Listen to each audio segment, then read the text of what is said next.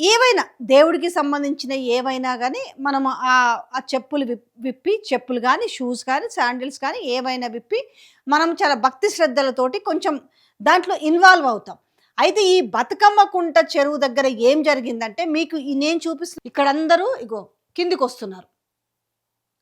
పూజారి ఉన్నాడు. అక్కడ పసుపు, కుంకుమ, తర్వాత అమ్మవారికి సంబంధించిన ఆ బతుకమ్మ చెరువులోనే బట్టలు అవన్నీ సమర్పిస్తున్నారు. ఈ సమర్పించేటప్పుడు మీరొక్కసారి మెల్లగా ఈ ఈ కొంచెం విజువల్ అయిపోతే మీకు ఆ ప్రతి ఒక్కరి కాళ్ళకు ఏమున్నాయో చూడండి.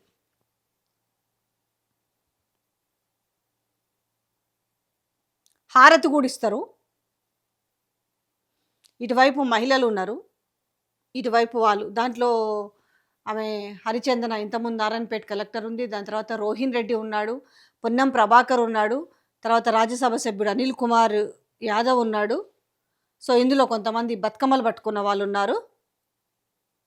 సో, అక్కడ ఆ బతుకమ్మ కుంట ప్రారంభోత్సవం సందర్భంగా పూజలు చేస్తున్నారు. అంటే అందులో బతుకమ్మకు ఇక చూడండి ఒకసారి. ఇవన్నీ చూడండి. హనుమంతరావు షూస్, అనిల్ కుమార్ యాదవ్ షూస్, వీళ్ళు చెప్పులు, ఈయన shoes black shoes, Ponnam Prabhakar shoes, Rohin Reddy shoes సమర్పిస్తున్నారు. ఓకే. బతుకమ్మను కూడా ఇక్కడ కొంచెం చూసిరా రేవంత్ రెడ్డి బతుకమ్మను కూడా నీళ్ళల్లో వేసిరు.